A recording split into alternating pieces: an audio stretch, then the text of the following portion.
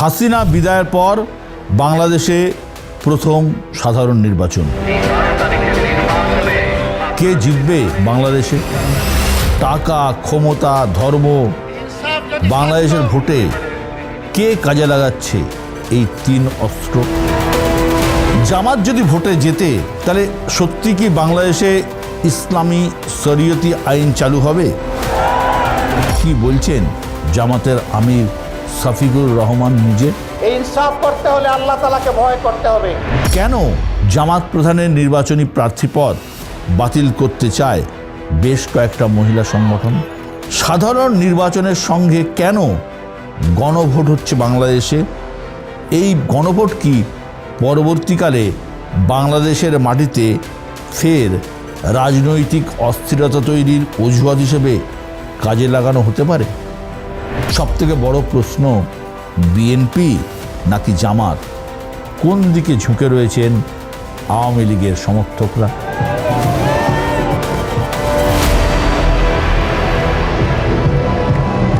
12ই ফেব্রুয়ারি বাংলাদেশে ভোট। শেখ হাসিনা বাংলাদেশ ছাড়ার পর এই প্রথম ভোট হচ্ছে বাংলাদেশে। না, ভোট হয়েছে, এত বড় ভোট হচ্ছে। এর আগে চট্টগ্রাম, ঢাকা বেশ কয়েকটা বিশ্ববিদ্যালয়ে ছাত্র ভোট হয়েছে, যেখানে বিপুল সাফল্য পেয়েছে জামায়াতে ইসলামী। এবার কিন্তু গোটা দেশে ভোট, সরকার গড়ার ভোট। স্বাভাবিকভাবেই সবথেকে বড় প্রশ্ন একটাই, কে জিতবে? লড়াই মূলত দুটো শিবিরের মধ্যে। একদিকে জামাত এবং ছাত্রদের জোট এনসিপি, অন্যদিকে তারেক রহমানের বিএনপি। খালি চোখে দেখে এটা মনে হতেই পারে যে এই ভোটে বিএনপির হারার কোনো কারণ নেই, বিএনপি জিততে চলেছে।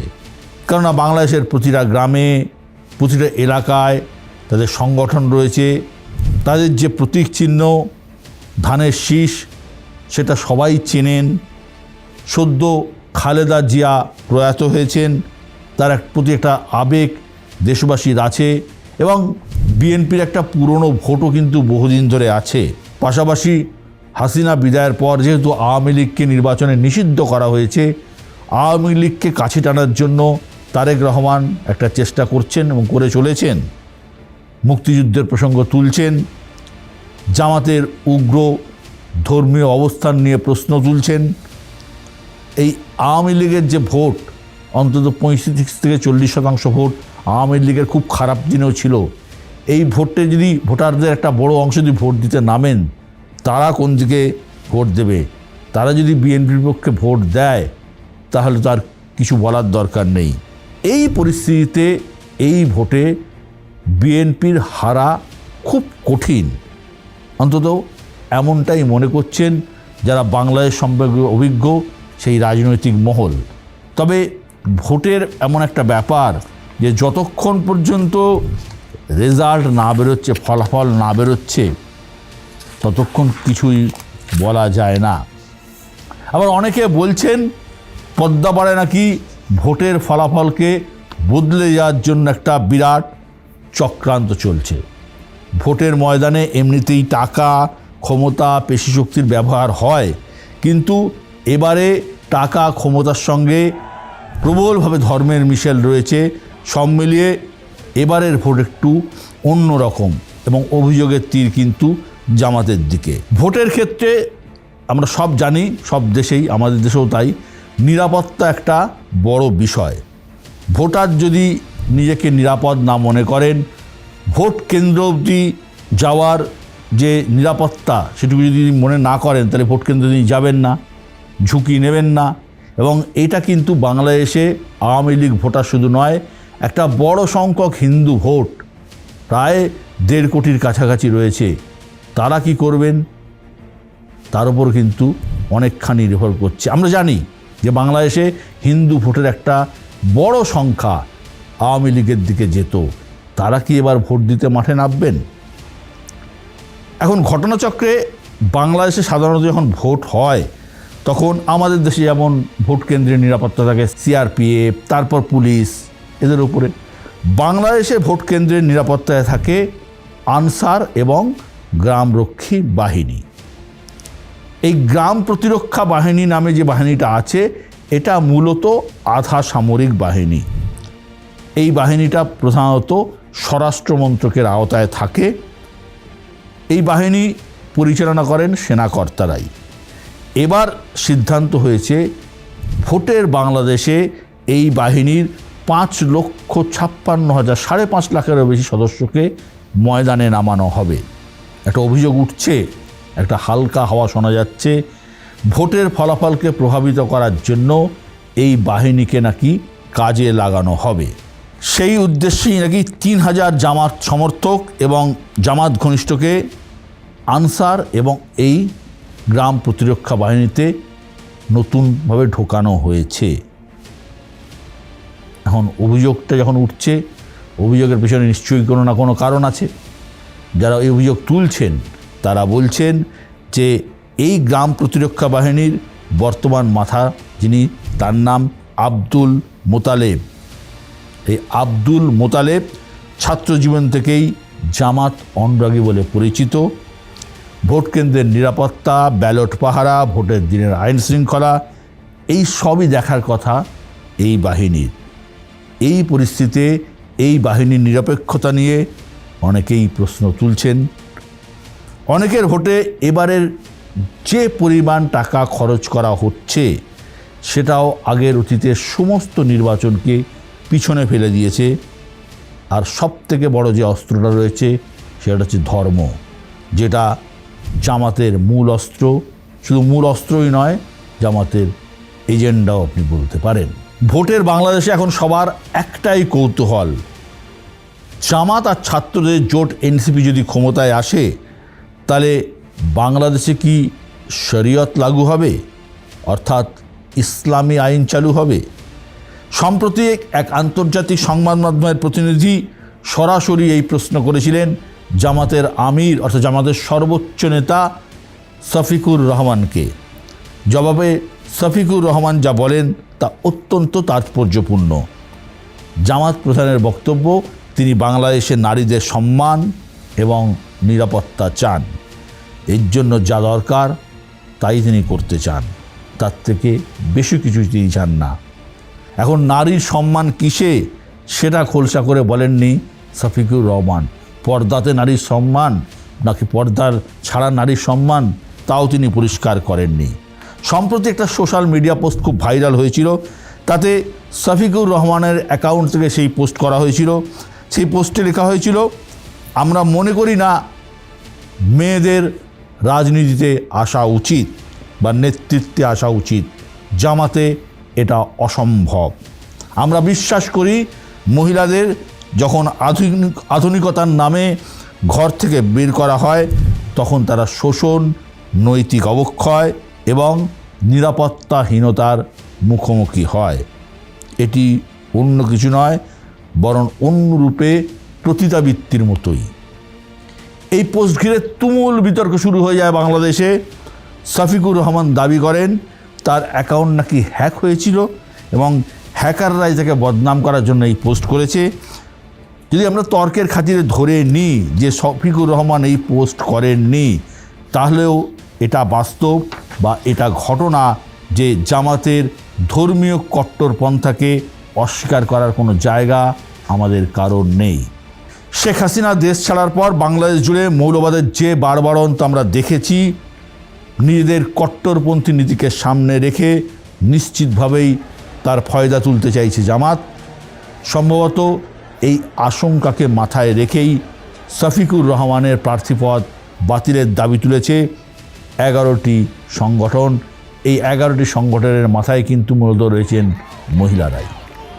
এখন এই পরিস্থিতির মধ্যে আমাদের রাজ্যে যেমন বা আমাদের দেশে যেমন, তেমনি বাংলাদেশে কিন্তু 50%-এরও বেশি মহিলা ভোট রয়েছে। সুতরাং এই মহিলারা জামাতকে ভোট দেবেন এরকম যদি তারা ভোট কেন্দ্রে ভোট দিতে আসেন তাহলে তারা ভোট দেবেন, এটা কিন্তু খুব সহজ নয়। অর্থাৎ জামাতের পক্ষে এককভাবে শুধুমাত্র পুরুষ ভোটের উপর নির্ভর করে ক্ষমতায় আসা কিন্তু অসম্ভব। এটাও একটা রাজনৈতিক মহলের মতামত। এখন আপনি বলতে পারেন যে বিএনপি যদি বিপুল জয় পায় তাহলে জামাত কি চাইছে, তার মূল্য কোথায় থাকে? আসলে রাজনীতির লড়াই দুটো জায়গায় হয়, একটা মাঠে, একটা মাঠের বাইরে। মাঠে হচ্ছে সাধারণ নির্বাচন, যেখানে বাংলাদেশে সরকার তৈরি হবে, কেউ বিএনপিকে ভোট দেবে, কেউ জামাতকে ভোট দেবে, কেউ এনসিপিকে ভোট দেবে, কেউ অন্যান্য দলকে ভোট দেবে। আর আরেকটা ভোট হচ্ছে মাঠের বাইরে, সেটা হচ্ছে গণভোট। একদিকে ভোট হচ্ছে দেশের প্রধানমন্ত্রী বেছে নেওয়ার জন্য, দেশের সরকার বেছে নেওয়ার জন্য, দেশকে চালাবে কোন দল তা বেছে নেওয়ার জন্য। অন্যদিকে গণভোট হচ্ছে প্রধানমন্ত্রীর ক্ষমতা খর্ব করার জন্য। কেন? একটা অদ্ভুত পরিস্থিতি। কেন? ইউনূস প্রশাসন, যে যারা তদারকি সরকার রয়েছে, তারা কোটি কোটি টাকা খরচা করছে হ্যাঁ ভোটের প্রচার করতে। এই গণভোটে দুটো অপশান থাকছে, তৃতীয় কোনো অপশান নেই। একটা হচ্ছে হ্যাঁ, একটা হচ্ছে না। সরকার বলছে, অর্থাৎ তদারকি সরকার বলছে আপনারা হ্যাঁয়ের পক্ষে ভোট দিন, তারপরে আর নেক্সট কোনো প্রধানমন্ত্রী, সে যেই হোক না কেন, আর স্বৈরাচারী হতে পারবেন না। একার সিদ্ধান্তে তিনি বাংলাদেশে জরুরি অবস্থা ঘোষণা করতে পারবেন না। গণভোটে যদি হ্যাঁ পাস হয়ে যায়, হ্যাঁ এবং নায়ের মধ্যে যদি হ্যাঁ পাস হয়ে যায়, তাহলে বাংলাদেশে আমাদের দেশের মতো, ভারতবর্ষের মতো একটা উচ্চ কক্ষ অর্থাৎ রাজ্যসভা তৈরি হবে। সেখানে কত সদস্য থাকবেন তা এখনও ঠিক নয়। কেউ কেউ বলছেন 100 থাকতে পারে, কেউ বলছেন 100-র বেশি থাকতে পারে। কিন্তু কোনো মেজর সিদ্ধান্ত যদি পাস করাতে হয়, সেক্ষেত্রে শুধুমাত্র প্রধানমন্ত্রী বা নির্বাচিত সদস্যরাই পাস করলে হবে না, সেটা উচ্চ কক্ষেও তা পাস করাতে হবে প্রধানমন্ত্রীকে বা সরকারকে। ফলে ক্ষমতা কমবে প্রধানমন্ত্রীর আর ক্ষমতা বাড়বে রাষ্ট্রপতি। এই উচ্চকক্ষের সদস্যরা কিভাবে আসবেন? এই উচ্চ কক্ষের সদস্যরা তো ভোটে জিতে আসছেন না, ভোটে জিতে আসছেন সংসদ সদস্যরা। এই উচ্চকক্ষের সদস্যরা আসবেন প্রাপ্ত শতাংশের ভোটের নিরিখে। যদি ধরুন কোনো দল 50টা আসন পেল, ধরুন জামাত 50টা সিট পেল, বাংলাদেশের 300 সদস্যের নির্বাচন, 300 আসনের নির্বাচন, সেখানে জামাত 50টা আসন পেল। কিন্তু জামাতের ভোট শতাংশ যদি 40% হয়ে যায়, তাহলে ওই উচ্চকক্ষের 100% সদস্যের মধ্যে 40% সদস্য কিন্তু জামাতের থাকবে। তো যেহেতু এইটা প্রাপ্ত ভোটের শতাংশের নিরিখে ঠিক হবে উচ্চকক্ষের সদস্য কারা হবেন, সেক্ষেত্রে জামাত, এনসিপি এই ধরনের দলের অনেকেই উচ্চকক্ষে যাওয়ার ক্ষমতা থাকবে। এবং এই গণভোটে যদি সাড়া মেলে হ্যাঁয়ের পক্ষে, তাহলে সরকার জারি হোক না কেন, তার পক্ষে এই উচ্চকক্ষকে উড়িয়ে দেওয়া কখনোই সম্ভব হবে না।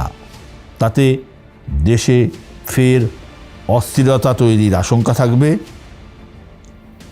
আর ভোটে না জিতেও জামাত বা অন্যান্য দলও কিন্তু সরকারকে বাইরে থেকে নিয়ন্ত্রণ করতে পারবেন। সেই সঙ্গে যদি কিছু আপনি আসন জিতে যান, তাহলে তো কথাই নেই।